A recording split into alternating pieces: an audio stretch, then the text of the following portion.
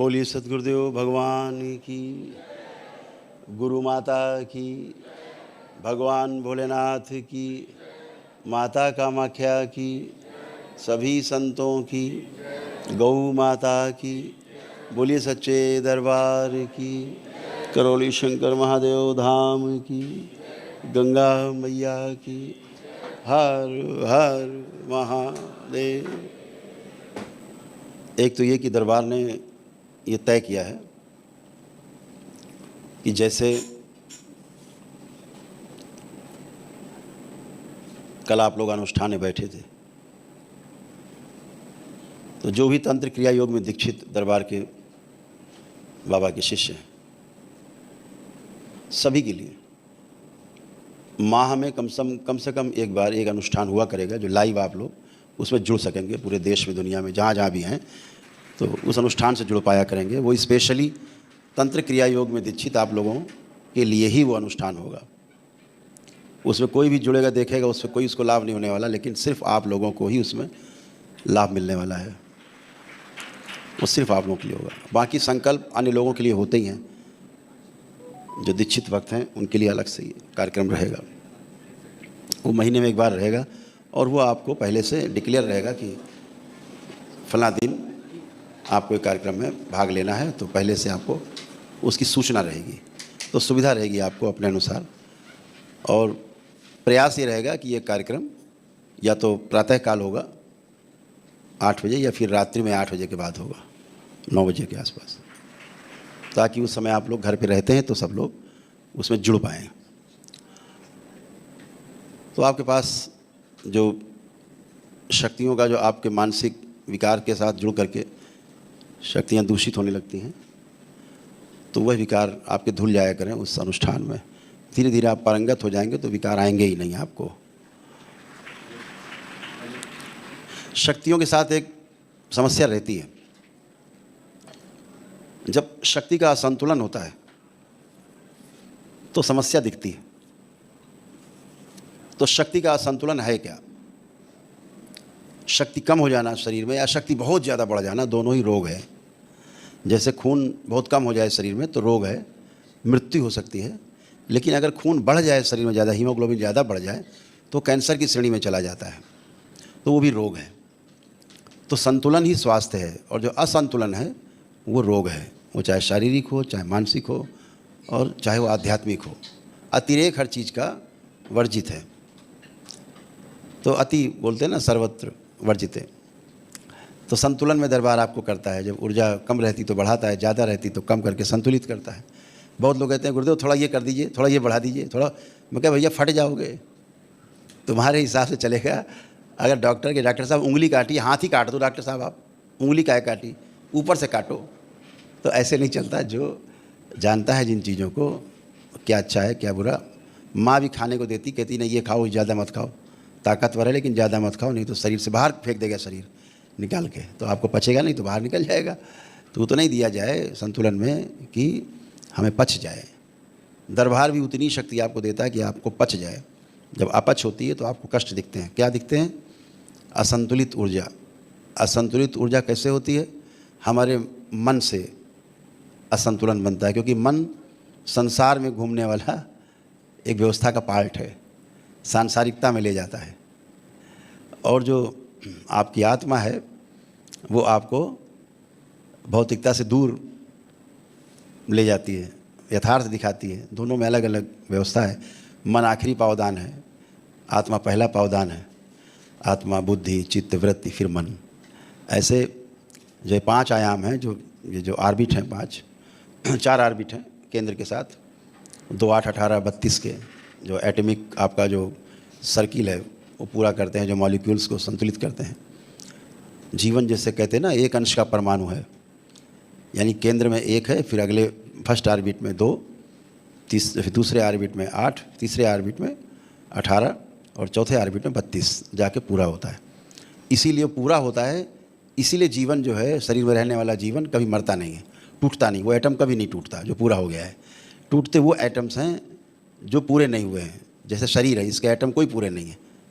कोई भी आखिरी आर्बिट पूरा नहीं होता। 32 जहाँ पर है, तो जहाँ पूरा नहीं है वो टूटेगा ज़रूर, विध्वंस होगा उसका। तो शरीर का विध्वंस हो जाता है, फिर से सृजन होता है, फिर विध्वंस होता है, लेकिन जीवन का विध्वंस नहीं होता है क्योंकि उसका ऑर्बिट पूरा है। उस पूरे ऑर्बिट के कारण ही जीवन कभी मरता नहीं है। हाँ, महापुरुषों ने कहा कि जीवन कभी मरता नहीं, लेकिन नहीं, जीवन टूटता है, आत्मा कभी मरती नहीं है। जीवन में जो आत्मा है, आत्मा तत्व है जो केंद्र में है, वो कभी नहीं टूटती।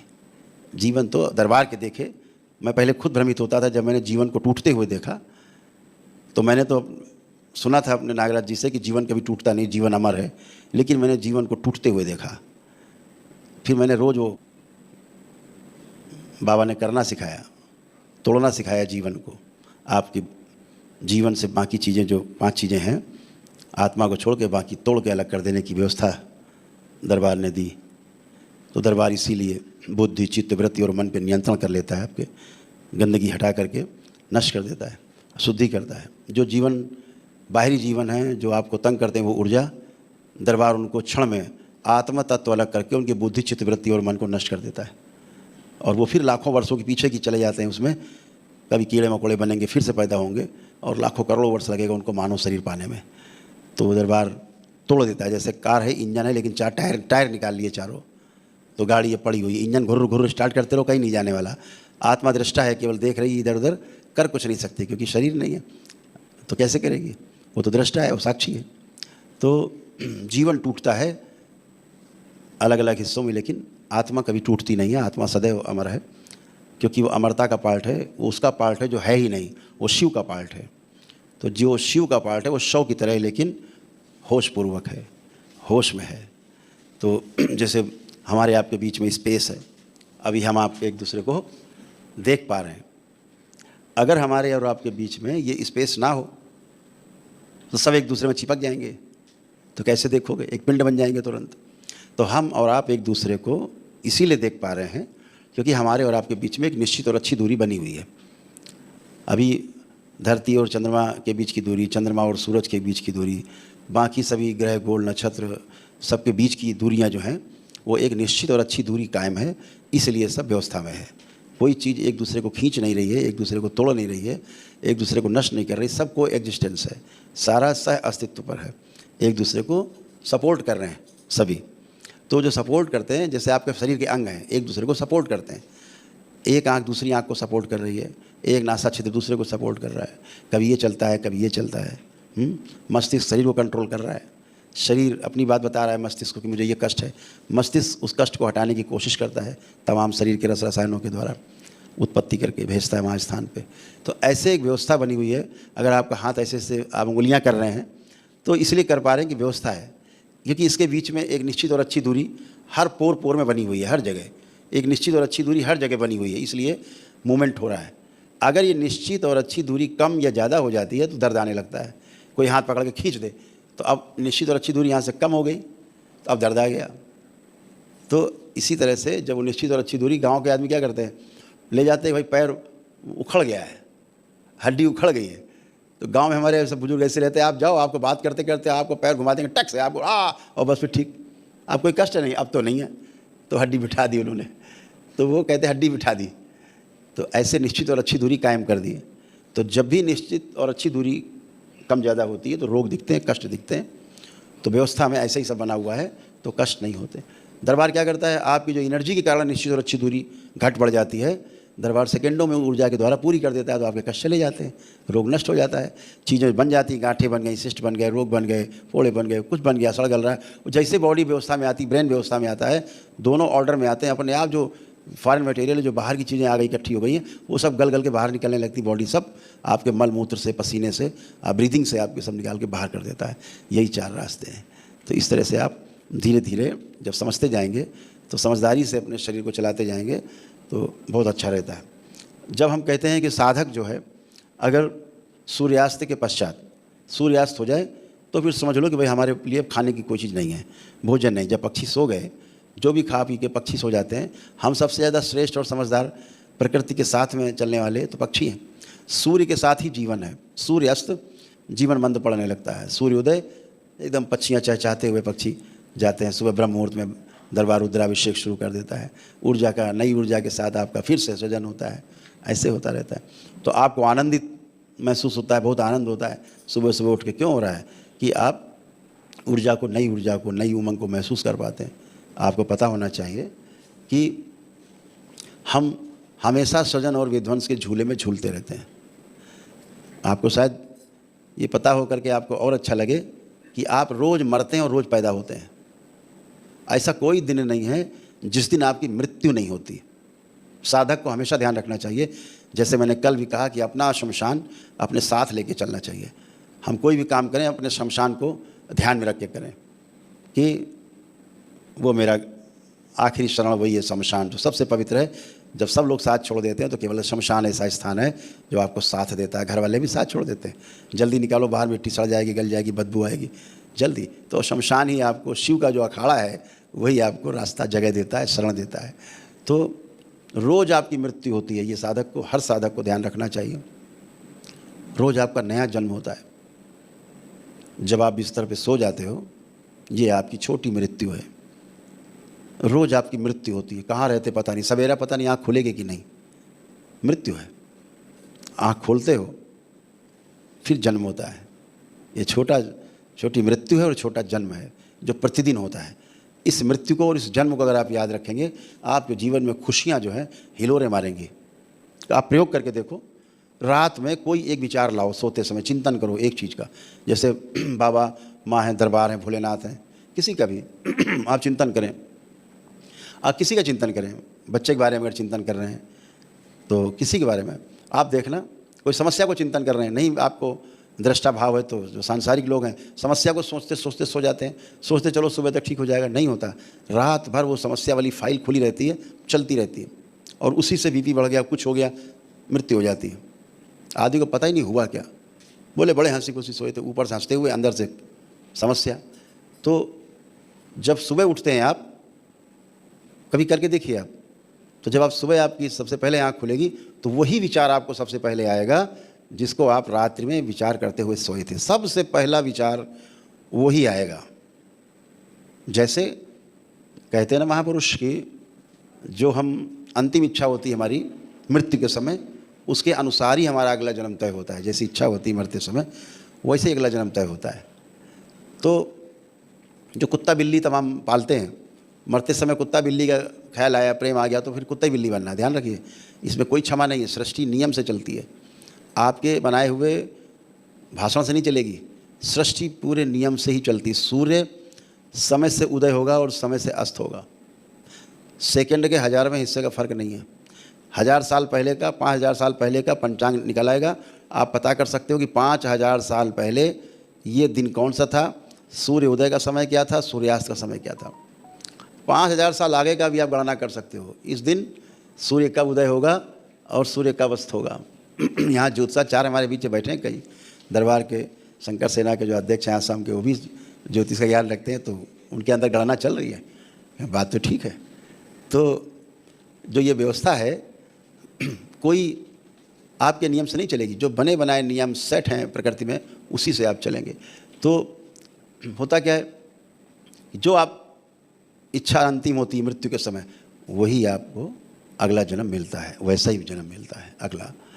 इसीलिए आप छोटा सा प्रयोग करके देखो, छोटी सी मृत्यु रात में, जो सोचते सोचते सोएंगे अंतिम इच्छा होगी, सुबह जब आँख खुलेगी तो जब आपका जन्म होगा तो वही इच्छा आपकी सबसे पहले आगे आएगी, वही विचार आएगा जो आप रात में सोचते सोचते सोए हैं। वो फाइल बंद नहीं हुई है, रात भर फाइल चलती रहती है। इसीलिए कहते हैं प्रभु का नाम स्मरण करते करते सोना चाहिए। तो रात भर स्मरण नाम का, आपका रोया रोया नाम स्मरण करता है। लोग सुनते हैं कि आप जब सो जाएं तो दरबार बता सकता है सोते में क्या विचार चल रहा है आपका। जैसे अभी आप एक व्यक्ति सो रहा हो, दरबार देख के बता देगा कि ये सोते में इसके स्वप्न कौन सा चल रहा है, ये कौन सा स्वप्न देख रहा है, ये कहाँ इसके विचार चल रहे हैं। और ये सब आप कर पाएंगे, धीरे धीरे आप सब कर पाएंगे, अभ्यास से होगा, सब अभ्यास से ही चलता है। सब जितना एक्सपीरियंस होता जाएगा आपको, बढ़ते जाएंगे आप, वो सब कुछ आप धीरे धीरे दरबार के नियम से जब आप चलते जाएंगे, सृष्टि के नियम जो है वही दरबार के नियम है। तो छोटे छोटे प्रयोग करके आप देख पाएंगे, आश्वस्ति आ जाएगी। इसीलिए आपने कभी सुना होगा, तमाम लोग ऐसे यहाँ बैठे पुराने लोग, कि दादा हमारे थे या नाना थे, उन्होंने पहले बता दिया था 6 महीने पहले कि भैया हमारा अब शरीर छूटेगा, या फलां ने बता दिया था 1 सप्ताह बाद हमारा शरीर छूट जाएगा, या फलां थे उन्होंने कहा था भैया अब आज खा पी लें, आज हम अब चल रहे हैं, हमारा शरीर छूटेगा। हंसते बोलते लेटे और शरीर छूट गया। ये कैसे होता था? ये कोई चमत्कार नहीं है, ये बिल्कुल शुद्ध जैसे शीशा होता है, आईना होता है, ऐसे मन साफ, चित्त एकदम साफ, हाँ, वृत्ति एकदम शुद्ध, है ना, बुद्धि जो है वो विवेकपूर्ण है, तो हर चीज़ साफ साफ दिखती है। जैसे क्यों दिखता है? ये 6 महीने पहले ही पता लग जाता है शरीर छूट जाएगा, वो महामृत्यु है, वो चिर निद्रा है। ये निद्रा है जो रोज़ आप सोते हैं, वो चिर निद्रा है। तो क्या होता है, जैसे आप जान जाते हैं शाम हो गई, रात हो गई, हमसे वार्ता कर रहे हैं, तो खैर दरबार में तो सुस्ती नहीं आती, लेकिन वैसे आप कहीं भी आप बैठे हैं तो आपको सुस्ती आने लगेगी, लगेगा निद्रा आ रही है, फिर आप कहोगे हम चलने भाई, नींद आ रही है। आपको नींद आई नहीं है, लेकिन आपको पता लग गया कि निद्रा आ रही है, आने वाली। ऐसे ही जो महामृत्यु है, जो योगी होता है, जो ध्यान साधना में उसका बिल्कुल सब शुद्धिकरण रहता है, वो जान जाता है कि मेरा शरीर छूटने का समय आ गया। 6 महीने पहले जान जाता है, ठीक 6 महीने पहले क्लिक हो जाता है, अब शरीर छूटने का समय आ गया। तो महामृत्यु है, महानिद्रा है वो। तो जैसे रोज़ पता लगता है कि निद्रा आने वाली है, ऐसे ही मृत्यु आने वाली है, ये पूरा एहसास हो जाता है। तो तमाम इसमें अकाल मृत्यु भी होती है। दरबार उन अकाल मृत्यु को काटता है, हटाता है। बाबा के शिष्यों की, भक्तों की रक्षा करता है दरबार, आप सबको, आपके परिवार की रक्षा करता है। लेकिन जब वो समय पूरा होता है, वो कांटा एकदम फाइनल वाला, तो फिर हरिहर होता है और हंसते मुस्कुराते गीत गाते हुए उत्सव मनाते हुए शरीर छूटता है और फिर 84 लाख योनियों के जन्म मरण के बंधन से टूटता है। यही व्यवस्था है। तो छोटी छोटी चीज़ें आपको ध्यान रखनी है जो आपके काम आने वाली हैं, समझदारी का आपको विकसित करेंगी। और निश्चित रूप से आप लोग जिस पथ पर हैं वो बहुत आपका सधा हुआ पथ है। आपने एक ऐसे पथ को चुना है जिसके लिए आपका जन्म हुआ है। आप बहुत भाग्यशाली हैं, परम सौभाग्यशाली हैं कि आपको बाबा और माँ का प्यार मिला, दरबार मिला, जो आपको पग पग पर आपके साथ है, हमेशा साथ है।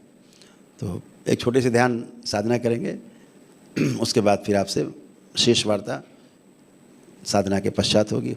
सभी लोग अपने अपने, जैसे कल बताया गया था कि रीढ़ की हड्डी सीधी, जब भी बैठना है पलथी लगा लें या पद्मासन, सिद्धासन, जो भी आपको उचित हो उस सुखासन में बैठ के कर सकते हैं आराम से, कोई दिक्कत नहीं। पलथी लगा ली, केवल वज्रासन में नहीं बैठना है बस। वज्रासन हमारे वैदिक, हमारे सनातन धर्म में उस पर बैठ के साधना करना वर्जित है। वो आसन का बड़ा महत्व है, हमेशा ध्यान रखो, आसन का विशेष महत्व है। यहाँ चूँकि दरबार में सब बच्चे हमसे जुड़े हुए हैं, इनमें जैसी एनर्जी इनके आसपास होती है, इनके आसन वैसे ही लग जाते हैं। अभी मैं आपको सब प्रयोग करके, आप लोग सब प्रयोग में आएंगे हमारे साथ, जब आगे बढ़ेंगे 21 लेवल क्रॉस करेंगे, तो जब 1 वर्ष आपका जो आपका चुनाव होगा कि हमें रह करके पूरा समझना है, तो जो समय लगाएंगे आप 1 वर्ष 2 वर्ष जो भी, तो आपको सब समझ में आएगा। ये बच्चे तो हमारे साथ रहते हैं, सब बैठे हैं हमारे आसपास, बाहर बैठे हैं। तो जिस तरह की एनर्जी आसपास इनके होती है, उसी तरह से इनके आसन अपने आप लग जाते हैं। ये रोक नहीं सकते अपने आप को, आसन वैसे ही लग जाएगा, अपने आप लग जाएगा, पैर के, हाथ के, चेहरे के, अपने आप। हर एनर्जी का अपना अलग अलग आसन होता है। तो जो दूसरे मजहब के लोग हैं वो वज्रासन का प्रयोग करते हैं, वर्जित है हमारे, वो ठीक नहीं है, वो दूसरे कारण में प्रयोग होता है। वज्रासन केवल भोजन के बाद किया जाने वाला आसन है। एक ही आसन ऐसा है जो भोजन करने के तुरंत बाद किया जा सकता है, और कोई आसन नहीं है जो दोनों पैर पलट के बैठ लेते हैं, तो उससे बचना है। बाकी सिद्धासन है, पद्मासन है, सुखासन है, आराम से पलथी लगा के बैठ गए। नहीं कर पा रहे घर में बैठ के, लेट के साधना कर सकते हैं। लेट के करने में एक ही खतरा रहता है कि आप निद्रा में जा सकते हैं, खतरा है थोड़ा। आप लेटे और ध्यान करते करते इधर की जगह इधर चले गए, निद्रा में चले गए, तो वही वाला बिंदु ध्यान रखना है भाई, निद्रा, बचे रहना है, बचे रहना है, बचे रहना है, होश होश होश, ध्यान में चले। तो जैसे निद्रा में चले जाते हैं, कब चले जाते हैं पता नहीं, ऐसे ध्यान में भी चले जाते हैं, पता नहीं लगता कब चले जाते हैं।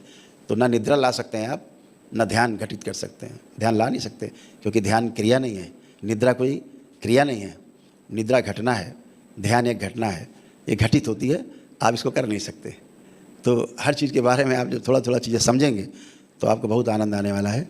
तो रीढ़ की हड्डी हमेशा सीधी रहे, और हमेशा चेहरे पर जब आप ध्यान साधना करने बैठते हैं तो हल्की सी ऐसे वाली मुस्कुराहट नहीं होनी चाहिए, मुस्कान होनी चाहिए। मुस्कुराहट में मुस्कान में थोड़ा फ़र्क है। मुस्कान ऐसे लगता है, देखने से लगेगा हाँ चेहरा कुछ प्रसन्नचित है, मुस्कुराहट में लगेगा कुछ चिढ़ा रहा है ये आदमी, तो मुस्कान आनी चाहिए। और जब चेहरे पर मुस्कान होगी तो मैंने जैसे बताया कि आप किसी के बारे में गलत सोच भी नहीं सकते। आप करके देखो कभी, आप चेहरे में मुस्कान लाओ और किसी आदमी को गाली बकना हो आपको, आप गाली नहीं बक सकते। आप मुस्कुराइए और गाली बकने की कोशिश करिए, आप बक ही नहीं सकते। तो साधना में भी यही होता है कि आपका फिर विचार स्तंभित हो जाता है कि कोई इस प्रकार के विचार नहीं आते नकारात्मक, चेहरे पर जब आप हल्की सी मुस्कुराहट नहीं मुस्कान रखते हैं, तो हल्की से चेहरे पर मुस्कान और पालथी लगा के या आसन में जो भी आपको अच्छा लगे, रीढ़ की हड्डी थोड़ा सीधी रहे, बहुत अकड़ा नहीं लेना है, आराम से गर्दन हल्की सी उठी हुई रहे, ऐसे चेहरा हल्का सा उठा हुआ रहे, हल्का सा चेहरा ऐसे नहीं रहे, हल्का सा चेहरा उठा रहे, और ध्यान आपको वहीं नाभि से शुरू करके और आज्ञा चक्र तक आपको पहुंचना होता है। अंदर अंदर यात्रा करते हुए जैसे हम बोलते रहते हैं उसके अनुसार आपको चलना होता है। ध्यान रहे, जब हम वापस आने को बोलेंगे तो आप वापस आएंगे, नहीं फिर हमको खींच खिलाना पड़ता है, तो फिर गण जाते हैं आपको खींच खिलाते, भैया चलो वहाँ बहुत काम है नीचे, आप नहीं अभी वहीं रहने दो, अभी बहुत आनंद आ रहा है। तो आनंद आ रहा है, वो आनंद आता रहे, आनंद यहाँ ही बैठे हुए हैं, तो आनंद करते रहिए, लेकिन यहाँ आके आनंद करना है अपने लोगों के बीच में, अपने परिवार के बीच में।